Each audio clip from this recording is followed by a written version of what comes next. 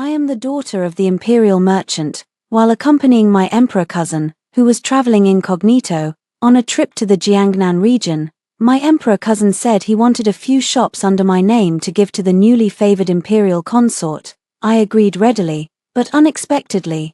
The next day the entrance to my residence was splashed with sewage. The courtesan of a famous Jiangnan establishment stood at the gates of my residence, leading a 5-year-old son and bulging with child tears streaming down her face. She drew everyone's sympathy. This jealous woman can't lay eggs herself, yet she resents me for giving brother Shu a son and a daughter, and won't let me enter the house. Now she's even directly snatched away the very foundation of my livelihood that brother Shu gave me. She is so vicious, she's trying to force us to our deaths. In front of everyone, she accused me of violating all 7 grounds for divorce and said I deserved to be cast off, but Shu Yuan was a live-in son-in-law. One at dawn, a commotion suddenly came from the entrance. Concerned about my imperial cousin, who was still resting, I hurried out to check, but just as I reached the front door, I was hit by a foul, nauseating stench. I covered my nose and asked the doorman, "What is going on?" But before the doorman could answer, a petulant female voice came from outside. "Why has this wretched woman shut herself in and refused to come out? Could it be that she's too afraid to see me?" The doorman wore a grim expression and explained to me, "Miss, I don't know where that shrew came from, but she started cursing at our door early this morning, and she even splashed manure water all over our front gate. I told her I'd call the authorities, but we still couldn't drive her away." I frowned slightly and ordered, "Open the door, and then go straight out the side gate to the authorities to file a report. Our residence is hosting an honored guest. If we disturb them, who can take responsibility?" Outside the main gate, quite a few people had already gathered to watch. A woman in plain clothes was supporting her pregnant belly, with a boy in her hand. When she saw me, she clutched her chest like she were in distress and said to the crowd watching, "Today it is not that I am being aggressive, it is this vile GU woman who has truly gone too far and bullied others to an intolerable extent."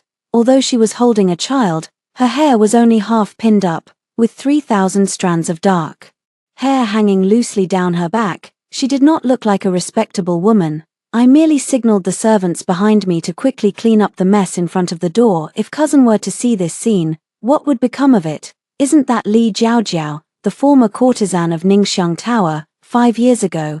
Wasn't she bought back home by a wealthy merchant from the capital with a huge sum of money? What kind of scene is this? It's got the whole neighborhood stinking to high heaven. Hearing the crowd's murmurs, my expression darkened slightly too. The people living on this street were all influential officials and nobles from Jiangnan, and today the GU residence had thoroughly disgraced itself.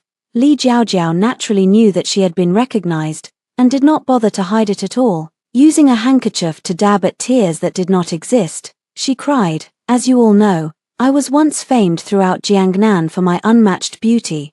After young Master Shu redeemed me and brought me home, I devoted myself entirely to being a good wife and raising children, but that shameless woman from the GU family insisted on throwing herself at my husband. After she married in, she grew jealous that I was brother Shu's true love and that I could bear children, and she refused even to give me the status of a concubine. On the surface, GU Shi is the daughter of a wealthy family, but in reality she is not even as self-respecting as the lowest prostitute in a brothel. Not only the neighbors.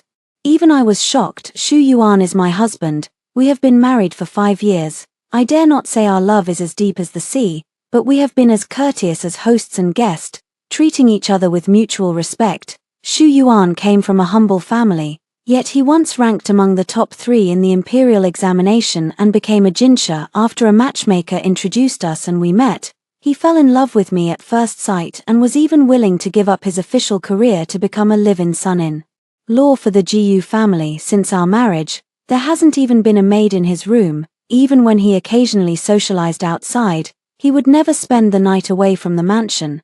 Who would have thought that he was actually far away in Jiangnan, keeping a mistress, and he was even spending the GU residence's money, lavishing a fortune on her. You're slandering me with nothing but empty words. Can you take responsibility for what you're saying? Hearing her outrageous words, I could only guess. Did Shu Yuan deceive you? But Li Jiaojiao, with tears in her voice, kept insulting me. Lady Gu is not only a jealous woman, but also a cruel-hearted vixen. Shulang merely gave me a few shops so that I, a weak woman and orphan child, could make a living. But this poisonous woman is trying to snatch away the very means by which my daughter and I survive. This is trying to force us to death. Isn't she just jealous that I can give birth to a son? Hearing this, I finally understood why Li Jiao had come to my door. 3. My family had been imperial merchants for generations, and while we were considered wealthy and well-off in the capital, we were not especially prominent. It was not until my aunt entered the palace and won the late emperor's favor, giving birth to the imperial heir, who is now the emperor, that things changed. This time, when the emperor, my cousin, proposed going to Jiangnan for a trip and specifically named me to accompany him, I naturally agreed with great delight and even offered that all expenses would be covered by the Gu family. Yesterday, as my cousin passed through one of the wealthiest streets in the city, he discovered that the family home of his new favorite concubine, the noble consort, was not far from there, and so he began to think of ways to win the lady's favor and asked me for a few shops. I also have a little property in Jiangnan. Over the years, cousin has taken good care of the Gu family. There are only a few shops, so how could I refuse? I immediately had someone bring the deeds and handed them to cousin, but to my surprise, these few shops had already been privately promised by Xu Yuan to Li Jiao long ago. My action was like poking a hornet's nest, and Li Jiao stormed right to my door. My eyes darkened. A few shops might mean nothing to the Gu family, but the rent or profits from shops in this location were enough to let ordinary people live a comfortable life each year. I'm afraid all that money has ended up in Li Jiao's hands. Li Jiao in front of me still had not let it go and kept pressing on. Ladies and gentlemen, this Gu woman has been married into the family for 5 years and still cannot bear an heir for her husband's family. This is the fault of being childless. Second, she has no tolerance for others and wants to drive her husband's bloodline to death. She has committed the sin of jealousy. What do you all say? Should this Madame Gu be divorced or not? Among the crowd, someone who loved nothing more than stirring up trouble drawled lazily, she should be divorced. I followed the sound and saw my childhood friend Pei Xingji leaning against his family's doorway, enthusiastically playing the straight man. I shot him a glare, then asked Li Jiao, "Divorce me? Don't you know Xu Yuan is a live-in son-in-law? Since ancient times, only live-in sons-in-law have been the ones kicked out." For Li Jiao couldn't help but let out a snort of laughter, seeming not to believe a word I said. If you want to make up a lie, at least don't make up something as outrageous. As a live-in son-in-law, Brother Xu is a Jinsha graduate. A Jinsha can serve as an official. How could he possibly become a live-in son-in-law in your family? Li Jiao sized up the mansion gate, a trace of disdain flashing in her eyes. As expected of a merchant's daughter, you really know how to put on airs. But at the end of the day, merchants are beneath contempt. Shulang said that if you hadn't thrown in your family fortune, why would he, a man of learning, ever have taken a liking to you? I laughed in anger. Xu Yuan really said that to you? Although merchants rank at the bottom of the 100 trades, given the wealth and status of the Gu family, this was the first time in my life someone had pointed at my nose and called a merchant despicable. Besides, even if he's a live-in son-in-law, so what? Brother Xu is still a man. Even if your family has a huge fortune and a big business, the Gu family only has you, their daughter. In the end, won't you still have to rely on Brother Xu to support this household? Li Jiao raised the hand of the little boy beside her, adopting a conciliatory posture. Once I've married in, Yaozu can be placed under your name. With such a large family fortune, you'll need someone to inherit it, won't you? Some onlookers had already been deceived by Li Jiao's pitiful act and spoke up righteously. Miss Gu, someone has already been driven to this point by you. If you can't bear children, shouldn't you at least let others have them? If every man married a jealous wife like you, wouldn't his family line be cut off? How ridiculous. Xu Yuan was a live-in son-in-law, and any child he had would have to take the Gu surname. When you came to beg to marry into the family as a live-in son-in-law, why didn't you mention the matter of continuing the Xu family line before I could refute it? The doorman brought the officers from the Yamen over. The constable glanced around and looked at me. Did you report this to the authorities? I pointed at Li Jiao and said, yes. This woman splashed filth on the gate of my residence early this morning, and now she is still making a scene here, disturbing the peace. Li Jiaojiao thudded to her knees at the feet of the constable, looking as limp and boneless as if she had no strength at all. Sir, you must stand up for me. A busybody then described the conflict between Li Jiaojiao and me to the constable once over. The constable rolled his eyes and asked me, "Did you snatch away Li Jiaojiao's house deed?" Hearing such an odd question, I denied it. No, I simply took back the house deed that originally belonged to me. Yet the constable acted as if he had obtained solid proof. "So you're admitting that you stole the house deed? Someone, why haven't you arrested this woman yet?" At once, someone rushed forward to seize me, but the servants picked up their sticks and stood in front of me. My personal maid asked me, "Miss, should we ask that person to step in?"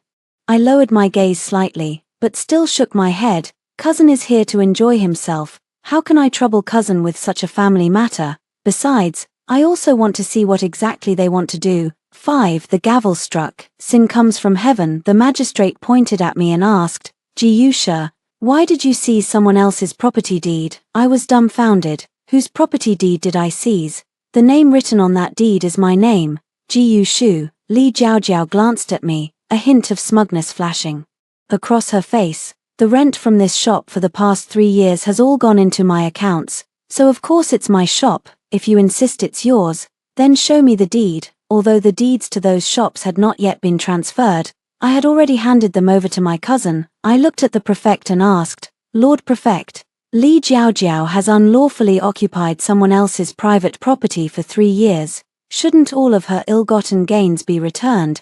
The prefect looked troubled. "You need to produce proof that this private property is yours." I remained silent. The Jiyu family was an imperial merchant family, not an ordinary trading household, and its business interests were mainly concentrated in the north. The industries in Jiangnan were also acquired only after I married Xu Yuancheng, whose ancestral home was in Jiangnan. Therefore, the Jiyu family name was not as effective in Jiangnan. I instructed the personal maid standing behind me, "Since that is the case, speak plainly with cousin and have him bring the deed first." The prefect and Li Jiaojiao both showed a look of triumph on their faces. Before I could even feel puzzled, Li Jiaojiao's gentle voice rang out again. "Ji Yushu has already violated the 7 grounds for divorce. By law, she should be dismissed from the house." I asked the prefect to stand up for me. I only found it amusing and asked, "You, a mistress who doesn't even count as a concubine, want to take charge and divorce me? Why don't you ask Xu Yuan whether he would divorce me?" Li Jiaojiao slightly furrowed her brows and said magnanimously, as if trying to persuade us, "Ji Yushu, why force a sentiment that cannot be obtained? Xu Lang is willing to travel such a long distance for us mother and son, coming to Jiangnan often to visit. You're nothing more than someone forcibly occupying my place. Only I am the true wife in Xu Lang's heart." This time, I actually laughed out loud. In order to marry into the family, Xu Yuan gave up his official career, so when he asked to take care of the Jiangnan business, I did not refuse. I only thought he wanted to better care for his widowed mother, who was far away in his hometown. Who would have thought that he even had a 5-year-old child? Xu Yuan and I had only been married for 5 years. Then Li Jiaojiao said, "Yes, Xu Lang may not be in Jiangnan now, but that doesn't mean your position as his rightful wife is secure. Besides Xu Lang, there is someone else who can divorce you too." 6. The person brought to the court was Xu Yuan's mother. Li Jiaojiao smiled with certainty. "Your mother-in-law has already agreed to let me into the family. Are you still going to insist on doing things your own way?" "Old madam, what did you say to me?" At Li Jiaojiao's words, Xu's mother reluctantly stepped out from the crowd. She averted her gaze. Shua, seeing this scene, how could I not understand that Xu's mother had also been fanning the flames behind Li Jiaojiao's trouble today? I just didn't know whether Xu Yuan was aware of it. Li Jiaojiao said, "Old madam, what are you afraid of? You are Xu Lang's mother. Now that they're enjoying themselves in the capital, they've left you behind in a small Jiangnan town. What kind of thing is that? Our dynasty has always governed by filial piety. Ji Yushu is neither benevolent nor filial. She should be divorced." I remained expressionless and no longer wanted to tangle with such people. "Don't worry, I don't want Xu Yuan anymore." Seeing the atmosphere turn stiff, Madam Xu spoke up to smooth things over. "Shua, don't say things in anger. You've been married for 5 years without a child, and that's a fact. Jiao Jiao has given a Yuan, the Shu family's eldest son. If you don't let her in the door, won't that mean letting the Shu family's eldest son be left out in the cold? Don't worry. I won't agree to divorcing your wife. Just let Jiao Jiao enter the household. Seeing Shu's mother lower her voice to try to persuade me, I was so angry I almost laughed. At first, I chose Shu Yuan because he had simple family ties. With only a widowed mother at home, Shu's mother had a kind face and spoke slowly and softly, seeming easy to get along with. When I offered to bring her to the capital, she only declined. I'm just a coarse woman. I've been used to living in the town for so long, how could I possibly get used to the capital? Only now did I realize they were such utterly clueless people. Marriage by adoption into the family. Marriage by adoption into the family. Did the Shu family even know what it means to be taken in as a son-in-law? I looked at him with a probing gaze. Mother-in-law. So it was you who sent Li Jiaojiao to come and make this scene with me. You also knew early on that Shu Yuan had kept a mistress outside and had such a grown son. Do you know that your Shu family is committing marriage fraud? Mother Shu stared wide-eyed. Marriage fraud? Shua, what are you talking about, Mrs.? Shu clutched her chest, as if she could hardly catch her breath. Shua, I've treated you well enough, haven't I? Since you entered the family, I've never made things difficult for you. Other daughters-in-law are all up before dawn to serve tea, and I've been left a widow on my own, with no one to care for me. You can't even have children, and I've never once pressured you about it. Li Jiaojiao gently patted Lady Shu's back and accused her. This vile woman is trying to anger her mother-in-law to death. How vicious. 7. Just then, a servant brought the property deed and handed it to the magistrate. The prefect merely glanced at it indifferently and went straight to questioning her. Lady Gu, how dare you forge a property deed? This is a grave crime. Men, seize this criminal woman and throw her into prison, and confiscate all the assets of the Gu residence. I was shocked by the prefect's hasty judgment and directly challenged him. Is this how you, as an official of the people, judge a case? Do you still have any sense of justice and law in your eyes? Li Jiaojiao covered her mouth and laughed. This is Jiangnan Prefecture. The prefect's lord is justice and the law. Jiu Shu, what's so great about having a few filthy coins? To put it bluntly, you're just a merchant's daughter, nothing more than someone others can bully at will. Judging by Li Jiaojiao's expression, she was probably already colluding with the prefect. I had long heard that official governance in Jiangnan was murky and corruption was rampant. Who could have imagined that the local magistrate would be so brazen? He even dared to ignore the law, twist right and wrong, and forcibly seize the people's property. The prefect put away the deed and said haughtily, "You lowly commoner, how dare you speak to this official like that? Hurry and drag her away. Give her 20 strokes first." Li Jiaojiao curled her lips slightly. Jiu Shu, when you're dead, I'll burn a few more joss papers for you.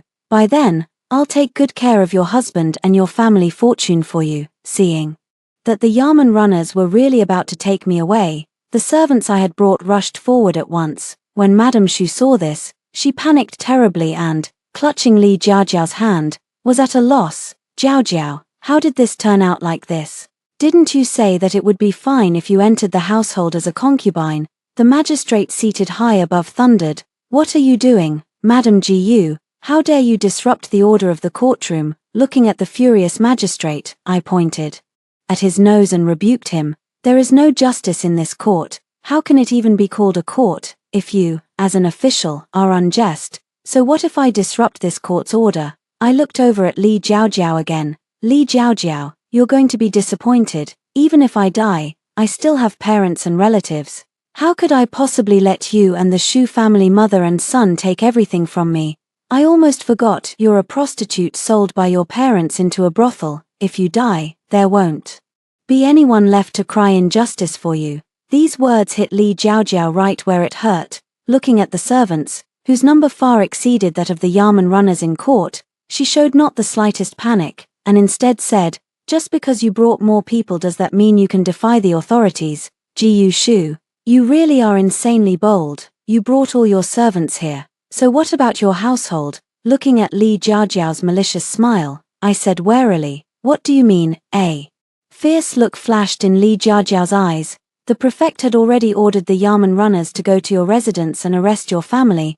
I raised my eyebrows slightly and couldn't help but laugh. As for my family, even Xu Yuan is in the capital at this moment at the Jiangnan GU residence. Only my imperial cousin, the emperor, and I live there now, but there were several times more guards around the emperor cousin than the servants I had brought. 8 In the court, the two sides were at an impasse. Li Jiaojiao sat in the chair beside them, certain that she had already won. She said, I really can't understand how Xu Lang could give up his official career for you. He truly has such short-sighted taste. If he had entered officialdom, by now he would at least be a local magistrate. It seemed Li Jiaojiao was not entirely unaware of Xu Yuan's affairs. My tone carried a hint of sarcasm. If all local officials were like the prefect, then Xu Yuan not entering officialdom was indeed the right choice. The magistrate snorted coldly.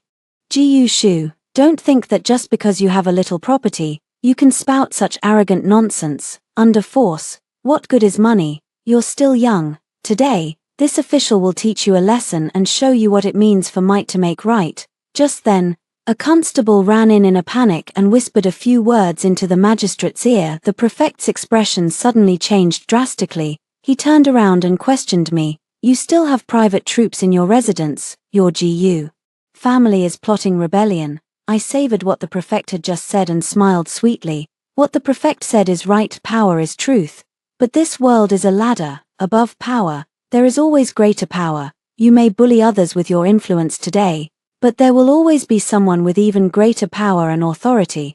The magistrate slammed the gavel heavily. What are you putting on airs for here? At least today, I can use my power to pressure you. Summon the household troops. I want to see just how big a storm the GU residence can stir up. At the front gate of the GU residence, the Yamen officers were each guarded by soldiers. The street was empty, clearly having already been cleared. When the Yamen runners saw the prefect, it was as if they had seen a savior. They regained the courage to speak and all began to cry out, My lord, the GU family is trying to rebel. Seeing the well-trained soldiers, the prefect swallowed hard, but still shouted, Gu Shu, release them at once. The prefect's confidence had weakened considerably. I knew he was scared, but he no longer had any way back. I said leisurely, I'd like to let them go, but I don't have that capability. A soldier in black armor walked out from the residence and cupped his fist toward me. Miss Gu, the Lord wants to see you. The commander of the guard's gaze fell on the magistrate and Li Jiaojiao's faces, carrying a bit more intimidation. Your Excellency, young lady, please come as well. The magistrate and Li Jiaojiao exchanged a glance. 9 The GU residence, which appeared to be nothing more than an ordinary wealthy household from the outside, was a hidden world within. In this 5-courtyard mansion, after passing the outer courtyard and the main hall gate, there was a sentry stationed every 5 steps. By the time they reached the inner courtyard, there were already more than 100 soldiers, and every quarter of an hour, a squad of soldiers in black armor would make a patrol. When they entered the last courtyard, they were subjected to a personal search. The prefect and Li Jiaojiao offered no resistance. Obviously, they had been frightened by the grandeur of the procession along the way, especially Li Jiaojiao, whose legs were even trembling. I figured they must have recalled their brazen act that morning and were now feeling afraid in hindsight. In the pavilion by the pond, my cousin was toying with the fish with bait in his hand. When he saw me, my cousin scattered all the bait in his hand, and all the 100 koi carp raised in the pond swarmed over to compete for the food. He smiled warmly. Cousin, you're back. Seeing that this man was very young, the magistrate immediately felt reassured. As usual, he put on his official authority. Who are you to dare join forces with Gu Shu and put on such a show here? Do you know that raising a private army is a heinous crime punishable by extermination of your entire clan? Only then did my cousin seem to notice the magistrate and Li Jiaojiao behind me. He said in surprise, Oh, you found out, then I'll have to silence you. The prefect, seeing the captain of the guard step forward menacingly, went pale at once. You dare? I am the prefect of Jiangnan. Cousin sighed. They're officials, then they absolutely can't be left alive. A mere prefect. Anyway, the emperor is far away from here, just kill him. Seeing the ferocious guard captain draw his sword, the prefect was so terrified that he wet himself and dropped to his knees. Please spare me. I have powerful backers in the court. If I die, they'll come after you for an accounting too.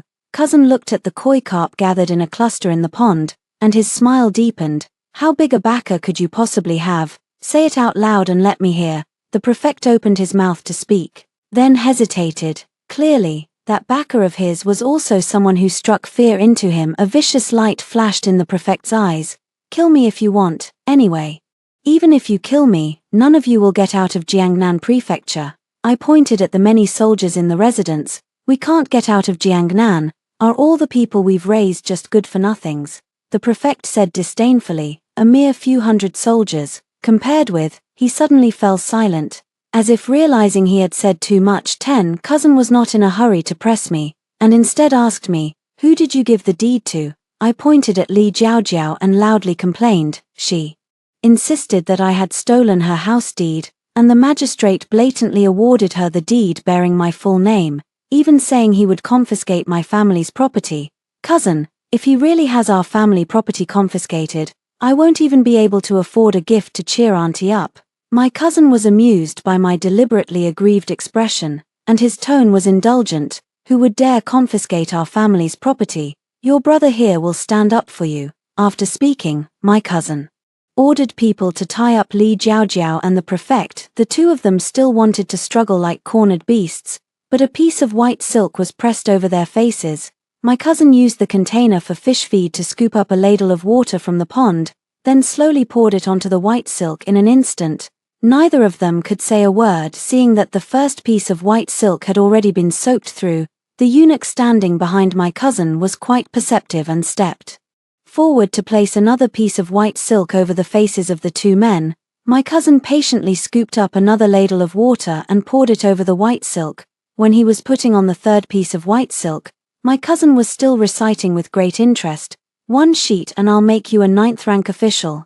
5 sheets and you'll joyfully chat with King Yang. Watching the two people struggle violently, I kindly reminded them, cousin, that's enough. Li Jiaojiao is still carrying Shu Yuan's child. When the 3 pieces of white silk soaked through with water were removed, the two of them were almost down to their last breath. The smile on my cousin's face had barely changed at all, and he asked the prefect again, want to do it again? That was actually kind of fun. The magistrate looked at his seemingly kind cousin as if he were the Grim Reaper himself, and said in terror, no, don't kill me. I'll talk, I'll tell you everything. The person behind me is Prince Jin. Prince Jin wields immense power at court. I won't say a single word about what happened today. I won't let you get into trouble. Cousin laughed heartily. Who's gotten into trouble? After a burst of laughter, cousin lost interest and ordered, lock him up and interrogate him slowly, question him slowly.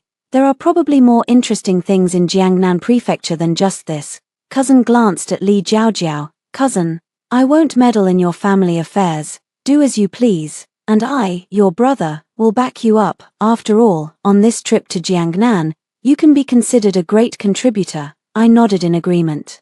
My cousin lifted a foot to leave, but who would have thought that Li Jiaojiao would muster the courage to say, Sir, I can tell that you're a distinguished gentleman with an extraordinary bearing. Must you really let your younger sister deal with me without even asking what happened? My cousin and I both turned around at the same time, only to see 2 damp strands of Li Jiaojiao's black hair hanging by her pale ears, her alluring eyes full of unspoken emotion. She was the very picture of pitiful beauty, let alone to Shu Yuan. My cousin, who was used to seeing beauties, asked curiously, are you trying to flirt with me? For a moment, even I was left speechless by my cousin's bluntness, let alone Li Jiaojiao. After all, she was experienced in the ways of romance and had excellent composure. Li Jiaojiao's gaze remained plaintive. This humble one knows well that her life is but a floating duckweed. How could I dare ask a noble lord for pity? Cousin still wore a smile. I've always been one to welcome anything that comes my way, but last month my beloved concubine gouged out a maid's eyes simply because the girl looked at me one more time.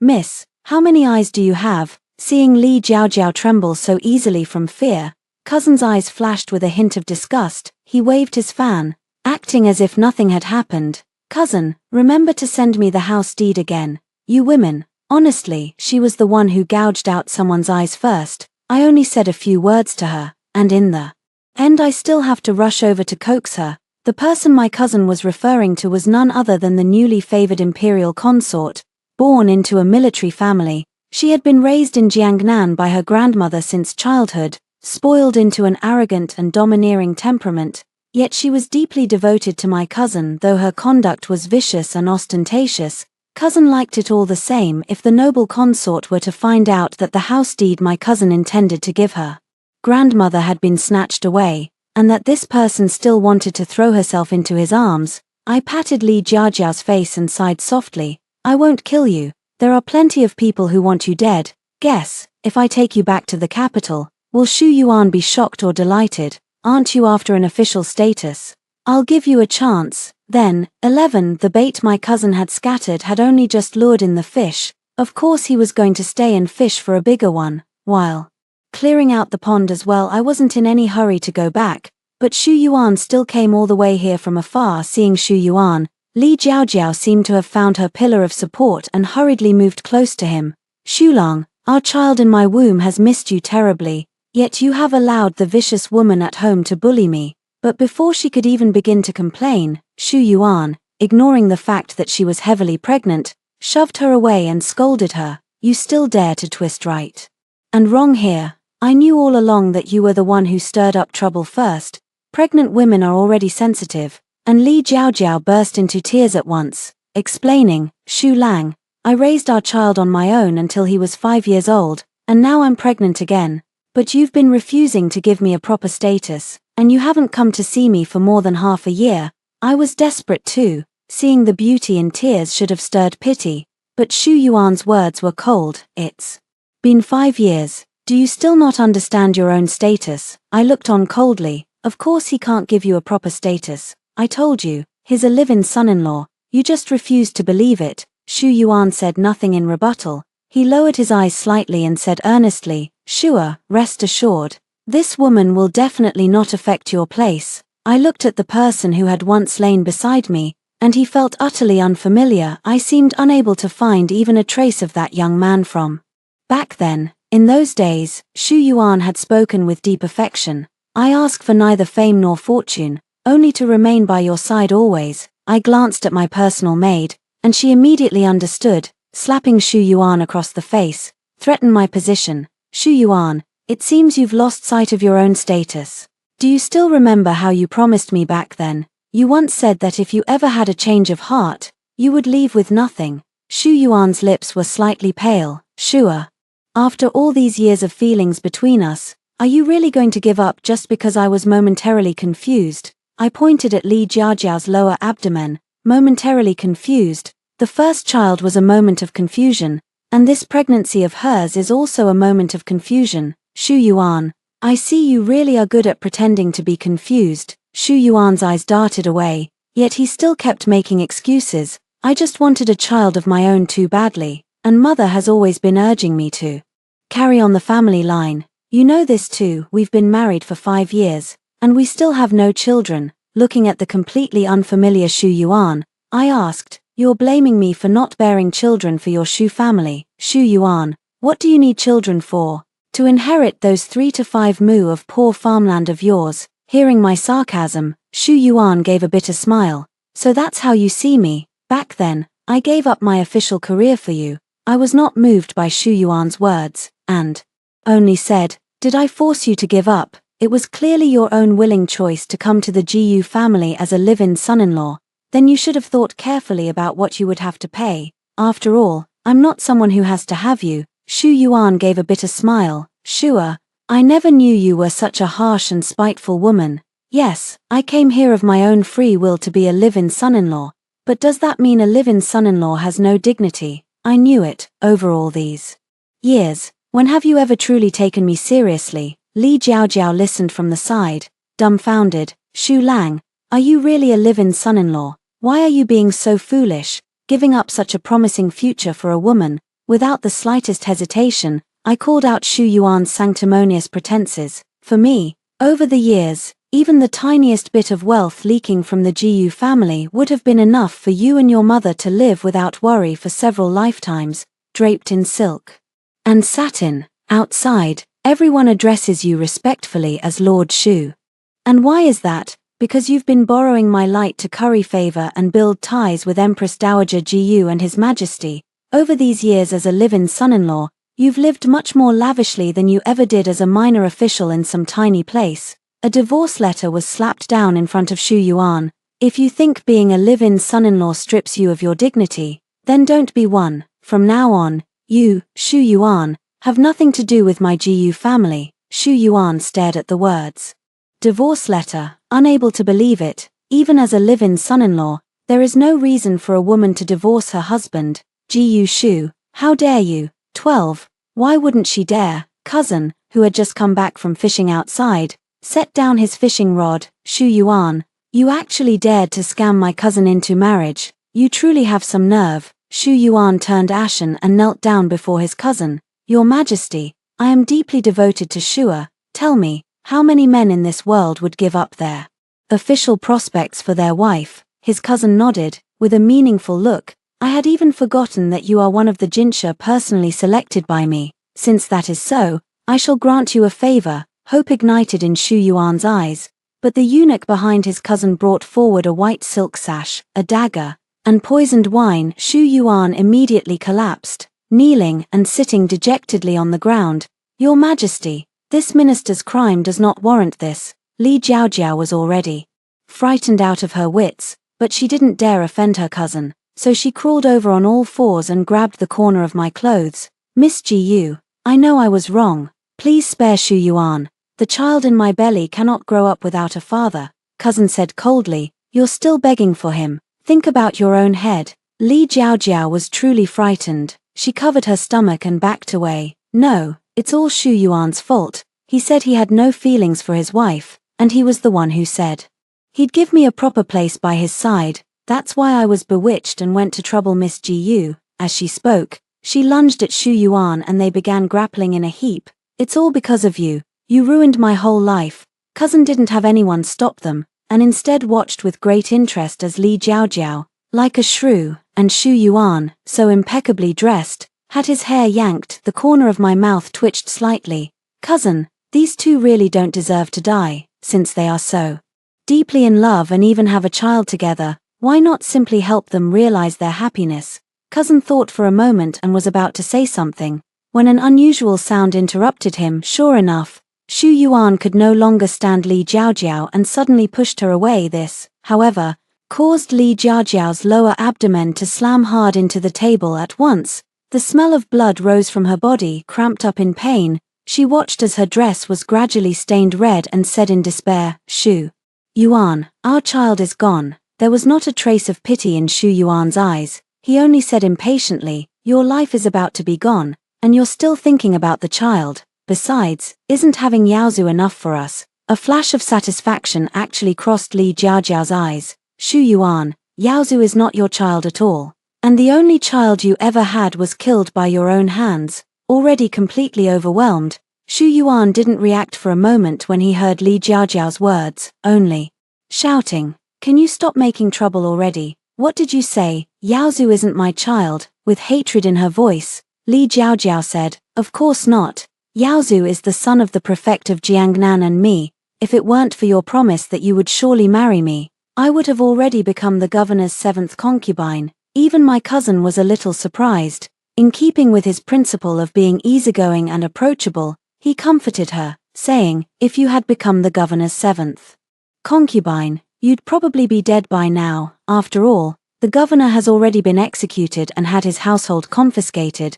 My cousin's gaze toward me actually carried a hint of admiration. It's still my cousin who has always been good at coming up with ideas. Then I shall heed your words and order these two to marry, never to be parted in this life. Shu Yuan and Li Jiaojiao, upon hearing this, were momentarily unsure whether they should feel fortunate to have saved their lives, but the cousin had already waved his hand and said, drag these two out. Don't let them dirty my cousin's eyes any further. 13 A year later, the gate of the GU residence in the capital was decorated with lanterns and streamers. Filled with joy and festivity, passers-by curiously inquired, what happy occasion is being celebrated here? At once, a kind-hearted person stepped forward to clear up the confusion. Miss GU has just been newly granted the title of County Princess, and the second son of the Pei family has simultaneously married into the GU family. What a double blessing, a passerby asked in confusion. This son of the Pei family also comes from a distinguished clan. Last year, he accompanied His Majesty on the Southern Inspection Tour and even rendered great meritorious service. He is now a favored man before the emperor. Why would he want to marry into another family? The gatekeeper of the GU residence also wore a beaming expression and explained to the passerby, "My young lady and young Master Pei were childhood sweethearts, but my young lady is an only daughter, so naturally she must take a husband into the family." The Pei household was also looking to marry a virtuous wife. In this way, the matter dragged on. But young Master Pei went unmarried for many years, and his family was worried sick. Moreover, he is the second son, so the family finally relented and agreed to this marriage. Today they have also set up more than 100 banquet tables for the common folk. And honored guests may take their seats as they wish. After hearing this, the bystanders offered a few words of congratulations before being drawn away by the huge commotion coming from the direction of the imperial palace. Drums thundered on the other side of the palace gates. Someone has filed a complaint to the emperor. The wedding ceremony was nearly complete. I also looked toward the direction of the imperial palace and asked my cousin, who had come to watch the ceremony, "Cousin, someone has filed a complaint to the emperor. Would you like to go take a look?" Just then, the captain of the guards was reporting something to my cousin. After hearing it, my cousin gave a half smile. "There's no need to go. It's an old woman who said her daughter-in-law had killed her son and came all the way to the capital to appeal to the emperor. But appealing to the emperor requires rolling over iron nails. That old woman had only rolled halfway across the nails before she was already out of breath." Cousin sighed. "Pity the people for the many hardships of their lives. From now on, abolish this rule of rolling iron nails." Pei Xingji asked casually, "Then does your majesty want to investigate whether what this old woman said is true?"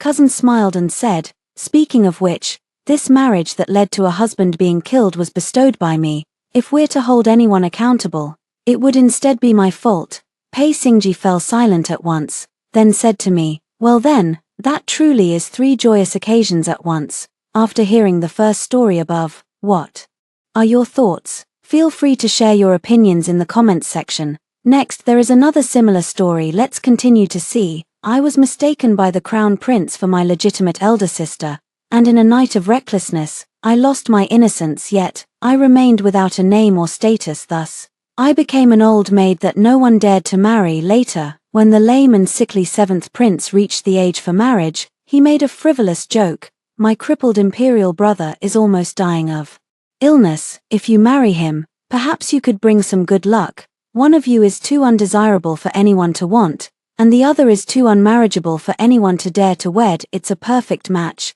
Contrary to his expectations, I actually nodded seriously. "Alright, I'll marry you."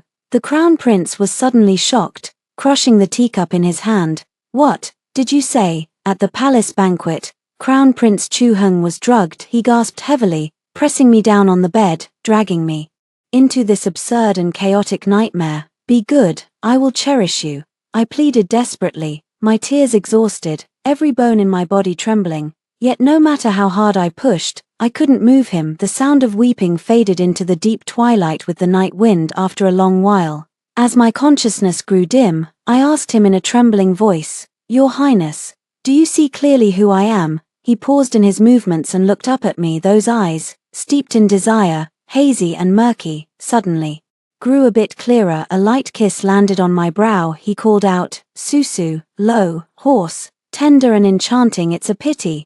This is my sister's name, even though we grew up together and shared a deep affection since childhood.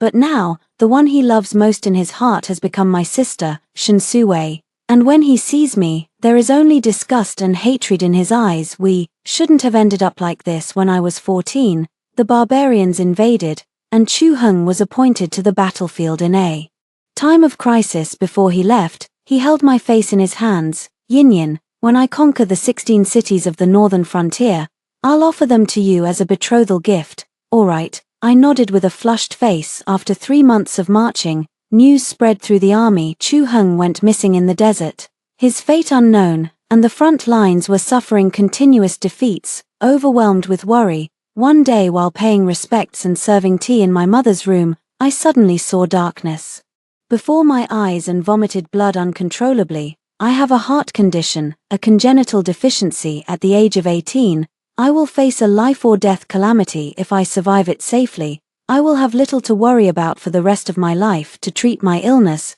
I was sent to Jingguan Temple, where I practiced asceticism in the mountains with Abbess Jingyan. Before going up the mountain, I wrote a letter. It was left for Chu Heng. In the letter, I explained the reasons and returned the token of affection he had given me. In case he does not return, I will spend the rest of my life in a temple, lighting the green lamp and chanting sutras to pray for his well-being. If he can return, if he is willing to wait for me for 5 years, then we can pick up where we left off. But Chu Heng was unwilling. When I passed my life calamity and returned to the capital at 19, the first time I saw him, I discovered that he had already fallen in love with my sister less than half a month after I came down the mountain. It happened to be the Flower God Festival. On this day, young men and women would wear flowers in their hair, go out on the streets, release river lanterns, admire fireworks, and worship the flower god. The long street was bustling with noise and excitement. My sister was busy combing her hair and putting on flowers, while I just stared at her blankly. Having been in the mountains for 5 years, I had long been away from the hustle and bustle of human life. Now that I had just returned to the mansion, everything felt so unfamiliar to me. She caught a glimpse of my slightly disappointed expression in the mirror, then she pulled my arm and said eagerly, "Yin, you used to be the most lively and loved excitement the most. Tonight, come play with your sister." Upon arriving at the place, I found Chu Heng was also there. He wore a long robe and a jade crown, with a red flower adorning his head, holding a lotus lantern in his hand, just like in the old days. Could it be that he was waiting for me? My heart, which had been still for 5 years, began to flutter and leap with excitement, but before I could speak, my sister had already shaken off my arm. She ran to his side and called out sweetly, "Your Highness Tilda." I froze on the spot. The sister clung to Chu Heng, pointing towards the distant moat. "Your Highness, let's go release river lanterns together." She raised her hand, revealing her snow-white forearm and the emerald green bracelet on her wrist. It stung my eyes. That was the heirloom of Chu Heng's late mother, only to be left for his future crown princess. It was precisely the token of love I had returned to him before I went up the mountain. Chu Heng seemed unaware of my presence, dotingly saying, "All right." Just before the two of them left, my sister suddenly turned back and called out to me, "Sister." She playfully stuck out her tongue at me and said, "His Highness and I are going to have some fun. You won't get lost all by yourself, right?" Chu Heng was pulled along by her. Only then did he turn his head and glance at me. His gaze was icy, unlike when he had looked at my sister earlier. So fervent, so affectionate. It turns out, during the days I was away, they have become this close. Shen Suwei and Chu Heng left me behind and walked away. I stood where I was, and before long, the crowd gradually swallowed me up. Whispers of discussion came from behind.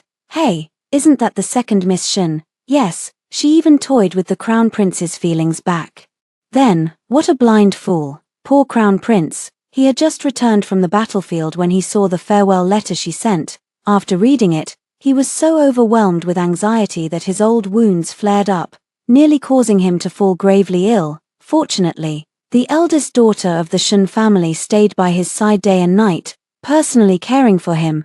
Thanks to her, the Crown Prince gradually recovered, and their story became a beautiful tale. That's right, I just saw the Crown Prince and the eldest daughter walking together earlier. TSK, they truly are a match made in heaven. Farewell letter. How could the letter I left behind cause him to be so enraged and fall seriously ill after reading it? The idle gossip and stares from others made me feel as if needles were pricking my back. I lowered my head, covered my ears, and kept weaving through the chaotic crowd. After searching for a long time, I finally came across the two of them, who had just finished releasing river lanterns and were chatting and laughing. Shen Suwei's expression was clearly flustered. "Didn't I tell you not to run around? There are so many people here. What if you get lost?" Chu Heng looked at me, his eyes filled with evident disgust. "Didn't you say you didn't want to have anything to do with me anymore? Why are you still clinging to me now?" I got straight to the point. "I never said those words. What I left behind before I departed back then was not a farewell letter. There must be some misunderstanding. I beg your Highness to give me a chance to explain." After arguing for a long time, he finally grew impatient. He called for a carriage to take us back to the residence. Entering the study, he soon found an envelope and threw it in front of me. "This is what you wrote. Look at it yourself." The letter stated that Chu Hung had gone to war, and the killing was too heavy, which I deeply detested. I had already converted to Buddhism and gone up the mountain to practice, and from then on, I did not want to have any further entanglement with him. Between the lines, it was all my disgust for him, but I never said such things back then. Crown Prince Chu Hung's position was in grave danger. His mother, the Empress, had passed away many years ago, and the influence of her family was gradually waning. At that time, the new Empress was favored, and the Emperor was secretly considering a change in the heir. Thus, when Chu Hung went missing in the desert and the front lines suffered continuous defeats, everyone speculated there was a 90% chance he would not return. Even if he managed to survive and come back, the remaining 10% possibility would likely be used by the Emperor as grounds to strip him of his Crown Prince title. Citing his poor military command, my farewell letter was written at this time. But unexpectedly, this was his strategy. Amidst the vast desert with yellow sand swirling in the air, he led his elite troops, appearing and disappearing like ghosts. The enemy, arrogant and complacent, let their guard down. Seizing the moment, Chu Hung launched a surprise attack from the rear, encircling the enemy and breaking through their heartland, achieving a victory with fewer troops against a larger force. After that, he pressed on with relentless momentum, capturing 16 cities in the northern borderlands in one go, without suffering a single defeat. He looked at me coldly. "Back then, you thought I could never make a comeback, so you found an excuse to cut ties and sever all relations, isn't that right?" "No, there's something wrong with this letter," I rushed to argue. "These words, I didn't write them." My heart was pounding violently. I clutched my chest, my breathing gradually becoming rapid. After turning 19, although my life was no longer in danger, my heart condition could not be completely cured, and there were still hidden risks. Before descending the mountain, the abbess repeatedly reminded me I must not overthink, and even more so, I must not become emotionally agitated, but I couldn't care less about my body's reaction at the moment. Grabbing Shen Sui's arm, "It's you forged my handwriting, didn't you?" Chu Hung gave me the jade bracelet, and only she knew about it. So back then, before going up the mountain, I only entrusted her with the task of keeping my letters safe. She let out a sharp scream. Her panicked and flustered reaction only confirmed my suspicions. I continued, "This letter is 90% similar to my handwriting. You see, while the strokes of handwriting can be imitated, the unique pressure and angle each person uses when writing are very difficult to change. Just bring paper and pen, and we'll know once we both write." The servant, quick to read the situation, promptly brought paper and pen. Shen Sui was so anxious she nearly jumped up. "Sister, why are you afraid to admit what you did back then?" She bit her lip, her expression troubled. "Since you insist on doubting me, I'll write it then." With that, she picked up the pen and shakily wrote a few crooked, twisted characters. "Enough." Chu Hung pushed me, causing me to stumble. He stepped forward, snatched the pen, took her hand, and carefully massaged and kneaded it. "Your sister's hand is already ruined. Are you deliberately making things difficult?" Back then, after reading the letter, he was so agitated that his condition worsened. Shen Sui, unable to bear it, comforted and cared for him in my name. During that month, she tested needles and medicine for him, leaving countless needle marks on her wrist. Her tendons were damaged, and she could no longer write as she used to. I felt as if I had fallen into an icy abyss, unable to utter a word. This was a trick of feigning injury. On one hand, it would make Chu Hung feel gratitude and affection. On the other hand, it would ensure that there would be no evidence left to prove my imitation of handwriting and forgery of letters. A sharp, dense pain clenched in my chest. "My dear sister, you truly are a master of flawless calculations." After that night of absurdity ended, in the early morning, I was quietly escorted back to the mansion in a small sedan chair. Seeing my haggard face and the disheveled marks on my body, my mother immediately understood what had happened. She held me tightly and wept uncontrollably. My father shook his head repeatedly, sighing in deep regret, yet he urged me to swallow my anger and consider the bigger picture. "They love me, but they fear even more the Crown Prince, who is about to marry my elder sister and holds great power. He is the esteemed son-in-law of the Shen family. If this matter were to spread, it would only result in mutual harm. I neither nodded nor shook my head numbly. I was helped to the bathroom, where maids and elderly women gathered around to assist me in washing. When I came out, the crown prince was already in the mansion. Chu Heng sat high in the main seat, and everyone in the room tactfully withdrew. He took a sip of tea and said with measured tone, "Last night, it was my fault. I will take responsibility for you." As if speaking of something trivial, "I am about to marry your sister. Before taking a wife, it is not proper to bring a concubine into the household. Wait a little longer. After your sister becomes the crown princess, how about you become a Liangdi, Tang Yin? I can let bygones be bygones. Once you enter the Eastern Palace, slap. I put all my strength into that slap." 5 bright red finger marks quickly appeared on his face. With reddened eyes, I angrily shouted, "Does your highness think that the torment of that night wasn't enough, and that in the future you still want me to enter the Eastern Palace to continue being humiliated by the two of you? In this life, I never want to have anything to do with you again." Chu Heng covered his face. His eyes filled with disbelief. After a long while, he laughed bitterly in his rage. "Very well, Shen Tangyin, you are truly something.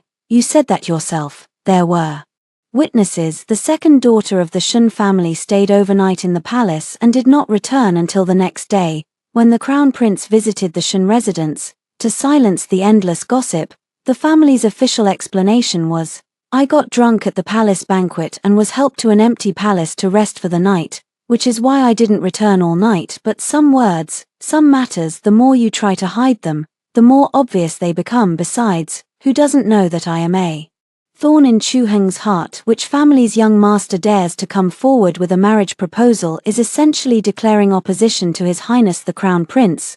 Thus, I am now notoriously unmarriageable. One prince after another came of age, the palace held one flower viewing banquet after another, and I was passed over time and again. This flower viewing event is to select a consort for the 7th prince. Those usually lively and radiant noble ladies all restrained their sharp edges.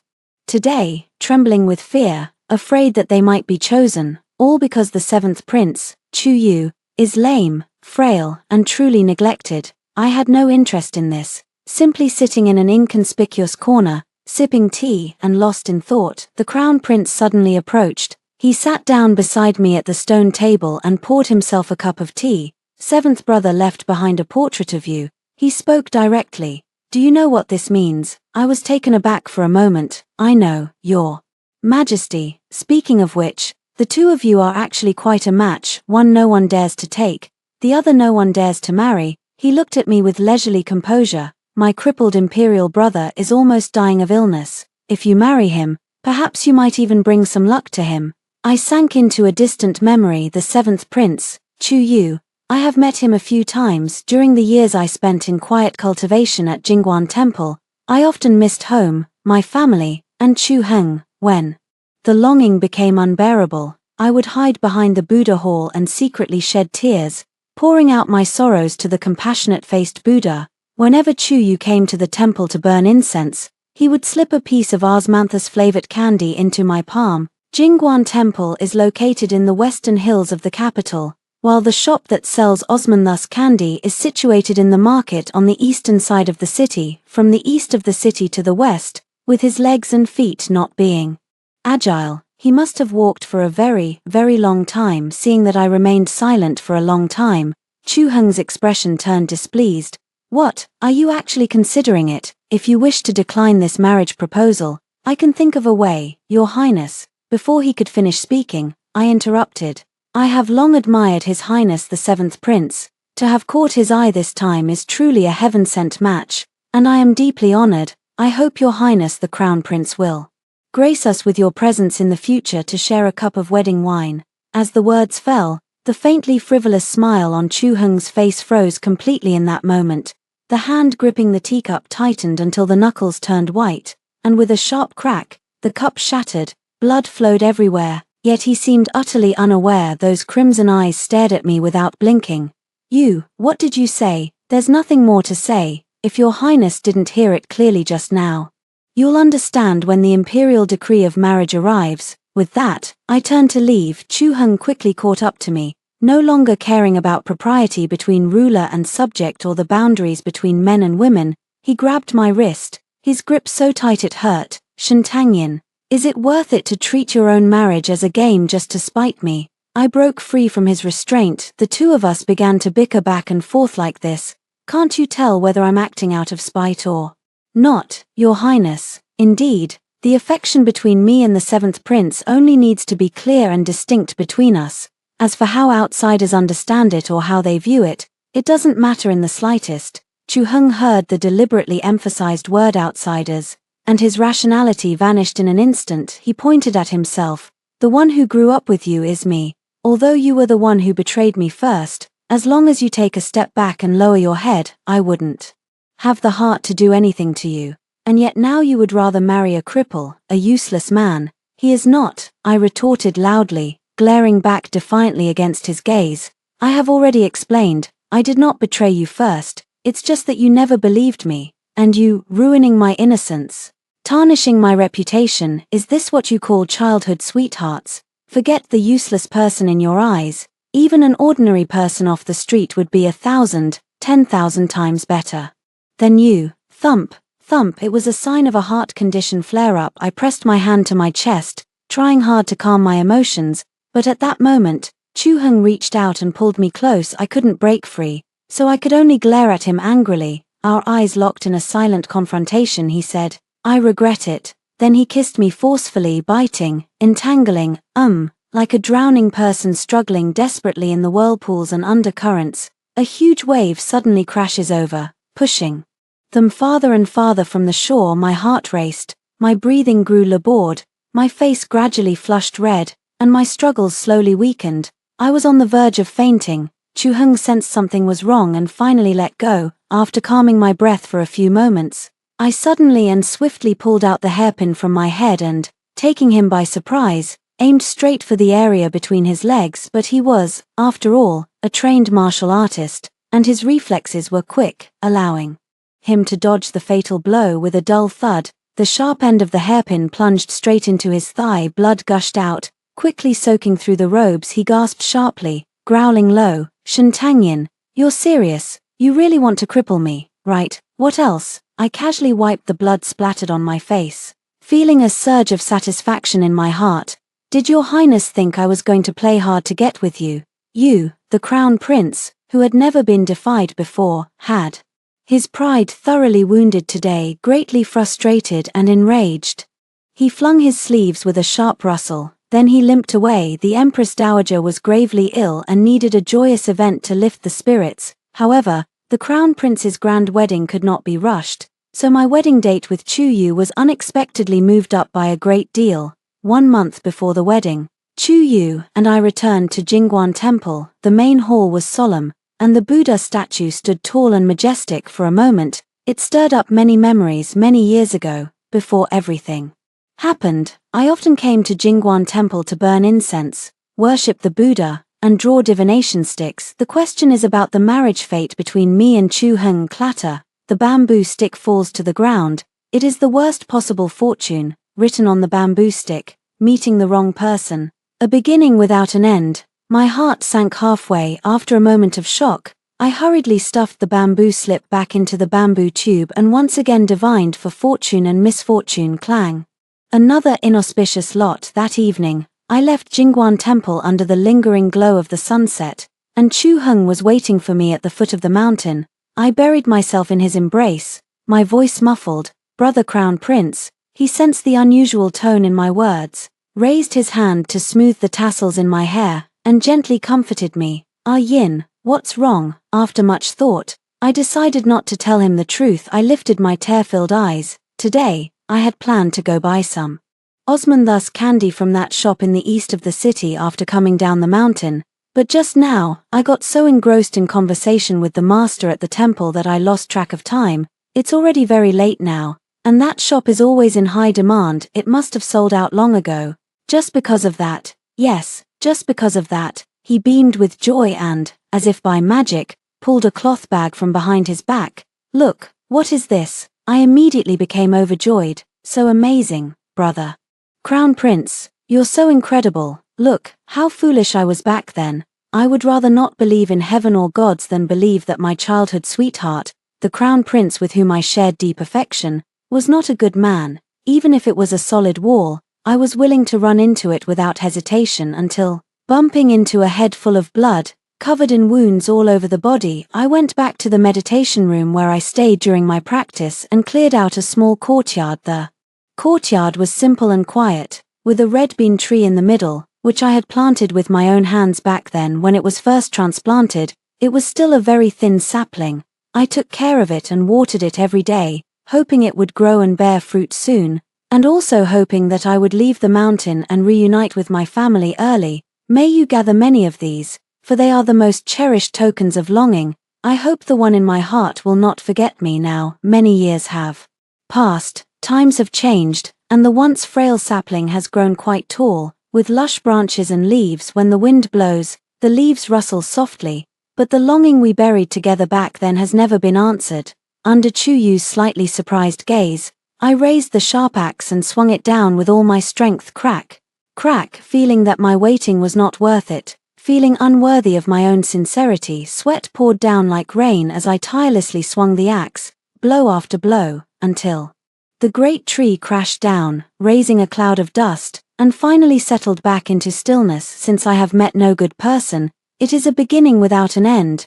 Better to forget the past and embrace a new life. Unfortunately, on the way back, I ran into the crown prince. Seventh brother and his wife are truly a perfect match. His voice sounded somewhat drunk. It reminded me inexplicably of that absurd night. He was the same, his voice tinged with the warmth of wine. Fear crept into my heart, and I huddled in the corner of the carriage, trembling uncontrollably. Chuyu settled me down and got out of the carriage to deal with him. Brother, you're too polite. Chuheng snorted lightly, gritting his teeth, and leaned close to his ear, whispering in a low voice, Seventh brother, don't get too carried away. The princess you are about to marry, her childhood sweetheart, is me, and the one who has shared a marital bond with her is also me. Humiliated tears welled up in large, heavy drops. A breeze blew by, gently lifting the carriage curtain. Through the gap, the two people confronting each other outside the carriage could be seen, swords drawn and bows bent. They stood in sharp opposition. After speaking, Chuheng stared intently at Chuyu, as if deliberately provoking him, then waited for his next reaction, yet not the slightest ripple of emotion could be detected on his face. So what does that prove? It proves, he paused, pulling out a mocking smile. Then, word by word, he said, you're a piece of trash. By the time he returned to the car, I had already been secretly crying for a long time, my eyes swollen like peaches. Why, knowing my past, did you still choose me? He took the handkerchief and carefully wiped away my tears. There is no reason why. What happened in the past is not your fault. For you, I have both protection and genuine affection. I couldn't help but worry, saying, but he is the crown prince, now that we've torn up all pretense of cordiality. What will you do if you are dragged down with me in the future? Chuyu pondered for a moment, carefully considering his words, and said, there are some things I didn't want others to know too soon, but since you asked today, I will tell you without holding anything back, because between you and me, there are no secrets. He took me to a secluded house. Chuyu drew the sword hidden in the carriage's floorboard, kicked it up with his foot, then leaped into the air and caught the long sword mid-flight. First, he twirled it in a flourish, then thrust it out casually, producing a dragon-like roar from the blade. Next, he stepped onto the wall, scaling it effortlessly, and climbed onto the roof. Under the moonlight, the sword's edge gleamed with dazzling white light, piercing through the darkness. He danced freely with the sword, his movements light and swift, like a soaring dragon or a rising phoenix, his momentum as powerful as a rainbow. I was momentarily stunned. Stammering for a long time, unable to form coherent words, Chuyu's illness was feigned for 3 whole years, to the point where everyone had forgotten how dazzling he once was. The seventh prince was naturally intelligent, well-versed in both literature and martial arts. He could recite the 1,000-character classic at the age of 3 and compose poetry at 4. At 10, he wrote an essay on the reform of the current court situation, criticizing the social ills of the time, and received praise from the emperor and the imperial tutor. At 15, he ventured deep into the dense forest alone with a spear and hunted down a fierce tiger with a white forehead. It was during that hunting trip that he fought with the beast, and his right leg was bitten and injured. Since then, he has had difficulty walking, his health has been deteriorating, and he often stays behind closed doors. People often say that being too clever can lead to harm. However, that leg, though it looked mangled and bloody, did not actually damage the bones or tendons. He recalled, that year, many things happened. My mother passed away, and the influence of her family declined. The crown prince returned victorious from the northern frontier, solidifying his position. The other princes, my elder and younger brothers, were no easy opponents either. With everyone watching like tigers and wolves, if I stood out too much, I would easily invite disaster. I refused to be drawn into endless conflicts, which is why I've used illusions to deceive everyone. He polished the sword in his hand. Its cold gleam was chilling, sending shivers down one's spine. But from today onward, I no longer intend to endure it. Once I told myself to rein in my sharp edges, but that doesn't mean true compromise, nor does it bring real peace. When necessary, baring your fangs, like now. Fearless, knowing yet not avoiding, the half-dead seventh prince suddenly made a full recovery. He claimed to have met an old miracle doctor, sought treatment for many years, and finally returned to normal. At the same time, he also seized the opportunity to reveal his sharp edge. In Jiangju, officials and merchants colluded to oppress the people, with their connections and networks deeply intertwined, making it a situation where pulling one thread could unravel the whole fabric. Sending others to investigate and govern the case would likely lead to shielding accomplices and officials protecting one another, making it a very thorny problem. Over the years, Chu Yu had kept a low profile in the court, avoiding forming factions, which the emperor had observed. Thus, taking this opportunity, the emperor sent him down to serve and gain experience there for a period of 2 years. And so, we went to Jiangju to get married. Faced with the deeply entrenched local tyrants and evil gentry, the most effective approach is to train the army and seize real power. Thus, Chu Yu spent his days training troops at the drill ground and trained me at night. 2 years passed in the blink of an eye. Under the governance of Chu Yu, Jiangju has become well organized. Now that his term has ended, he returns to the capital with his wife to report on his duties. Shortly after returning to the capital, the spring hunt begins. With the mild climate of Jiangju, I have spent 2 years recuperating there, and my complexion has greatly improved. This spring hunt is also an opportunity to breathe in some fresh air. I dove into the crowd of women,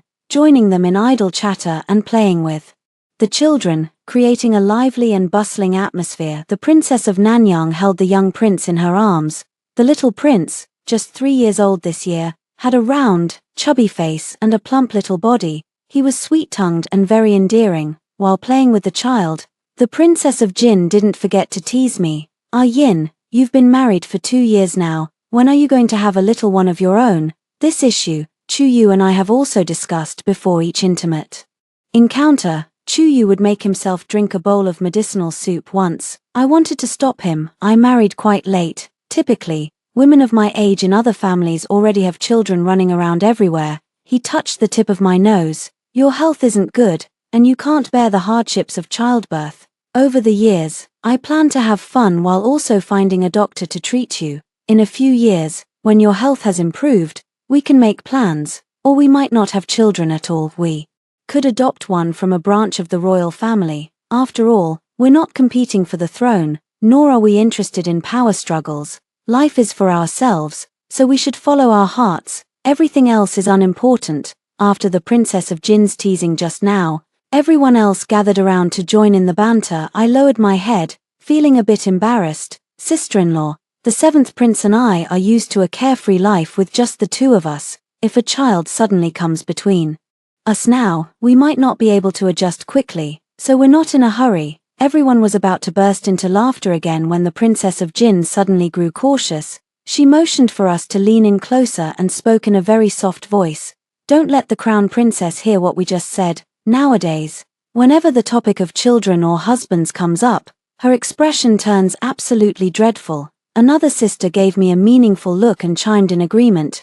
Yes, I don't know what's going on, but ever since your sister got married, her temper has become strangely irritable. I glanced furtively in Shinsue's direction and noticed she was looking our way, her expression displeased, her gaze sharp as a knife. I clicked my tongue. Isn't all of this exactly what she wanted now? Why are you still unhappy? It was at this moment that the sudden change occurred. The little prince was playing with a rattle drum, its tinkling sound echoing rhythmically, much like the signals a trainer would use when training birds of prey to hunt. The gerfalcon, which had been circling in mid-air, suddenly swooped down. The scene instantly descended into chaos. Chuyu drew his sword, leaped into the air, and rushed to shield me. In the distance, Chu Heng, who was controlling the horse, also heard the commotion. He raised his crossbow and aimed into the air almost simultaneously. A cold gleam flashed as the crossbow bolt pierced through the sky. Two blurred shadows converged in mid-air. The fierce and untamed sea eagle fell to the ground, struggled for a few breaths, and then fell completely still. It was a false alarm. The young master was safe and sound, and he threw himself into the arms of the Nanyang princess consort, crying loudly. However, I suffered a heart attack from the excessive shock, my hands and feet trembling, my vision going dark as I collapsed limply. My consciousness gradually faded, and the surrounding cries, screams, and chaotic shouts grew fainter and fainter. Imperial physician, quickly summon the imperial physician. Chuyu caught me, pressed my philtrum, and swiftly directed to stabilize the situation. Go and invite the master from Jingguan Temple down the mountain. When I woke up, there were two people in the room. One is Chuyu sitting by the couch. The other is Chu Heng standing opposite. Chuyu didn't even glance at him properly. He picked up the medicine, scooped a spoonful to test the temperature, found it too hot, and set the bowl aside again.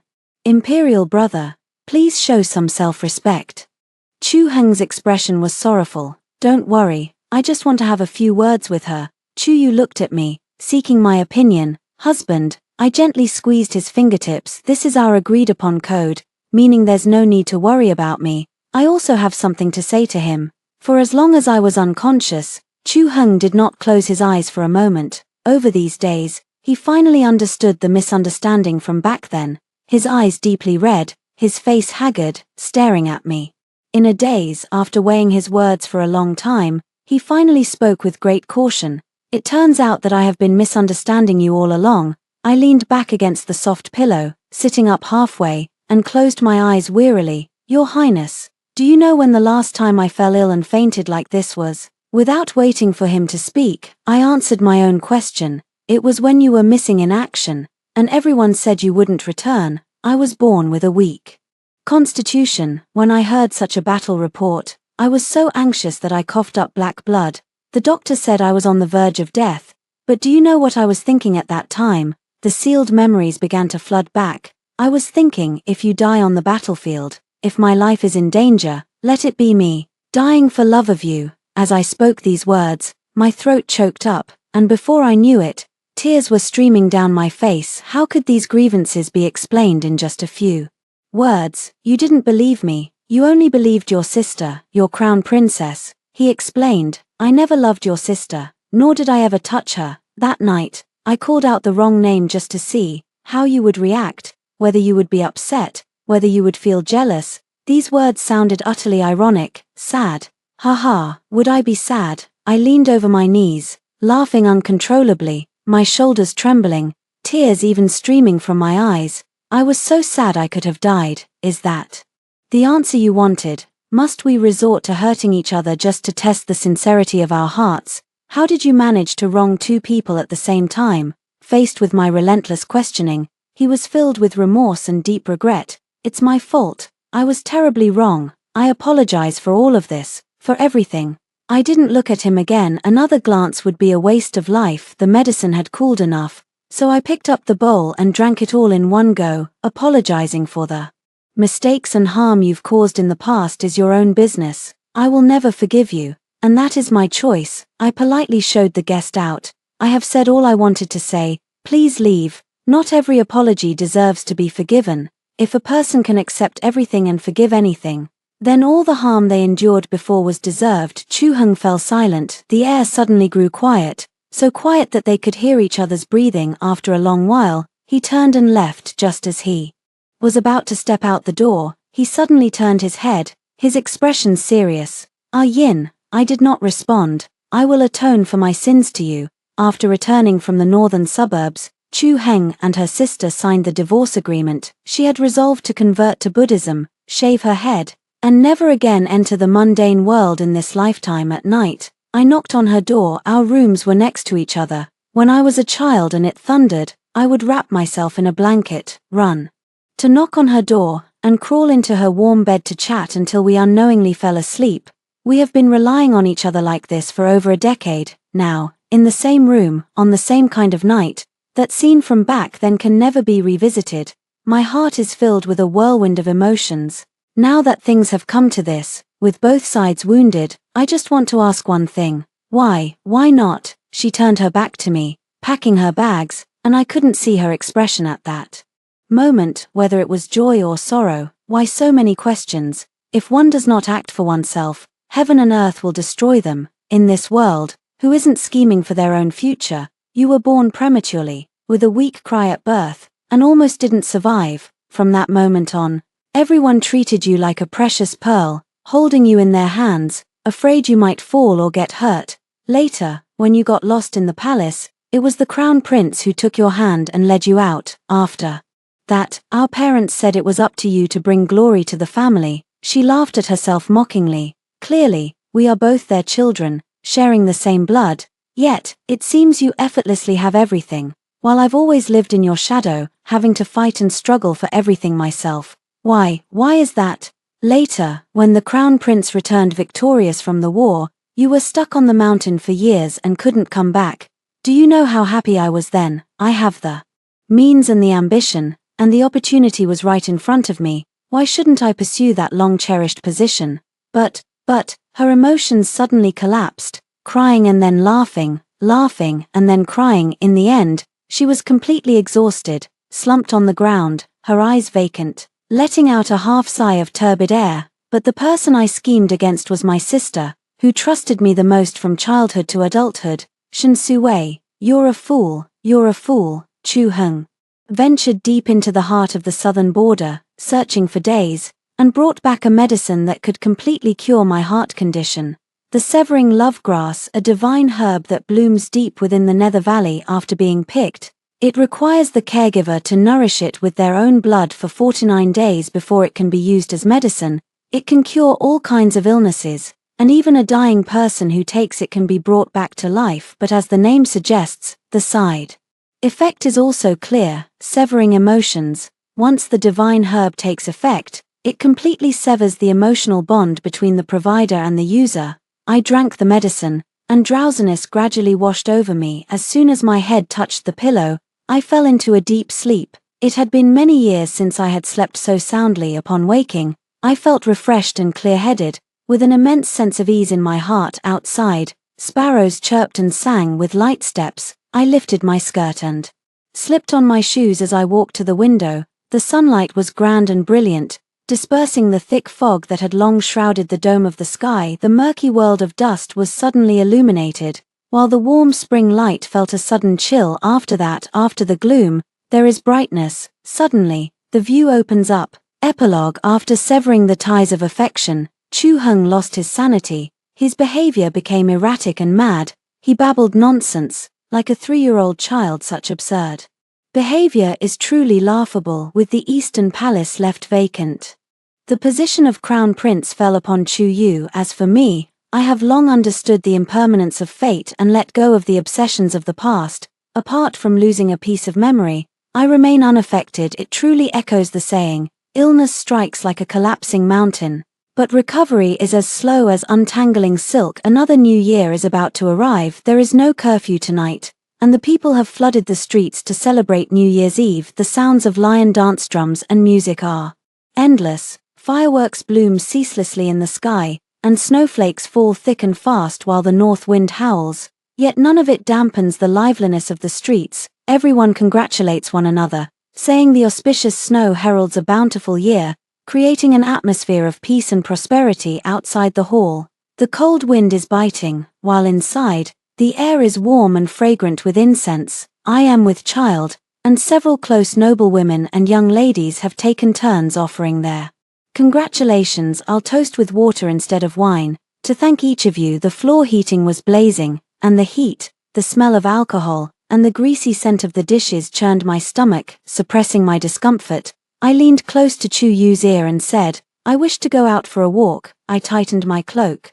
With 4 palace maids carefully following in front and behind, not far outside the hall, there was a delicate garden. After the snowfall, the fragrance of the flowers became exceptionally fresh. I inhaled the cool scent, and the discomfort in my stomach gradually faded away. Suddenly, someone emerged from behind the rockery. "Who are you?" I was startled, staggering back half a step. He looked at me curiously. "You're really beautiful, like a fairy. You look so familiar. Have we met before?" The palace maid shielded me. "Second prince, it's time for you to take your medicine.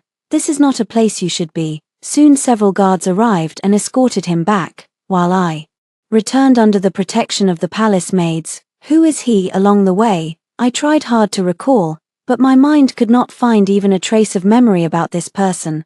I once went up the mountain to cultivate myself and study Buddhist teachings, during which time I never set foot in the mundane world. After descending the mountain and returning to secular life, I married Chu Yu, and I have no connection with him whatsoever. As for that phrase looks familiar, probably he was just talking nonsense. The palace banquet continued, with one round of song and dance after another without pause. When I returned, the table had been completely replaced with appetizers, along with a glass of lychee and bayberry drink. Chu Yu held my hand tightly, helping me warm up.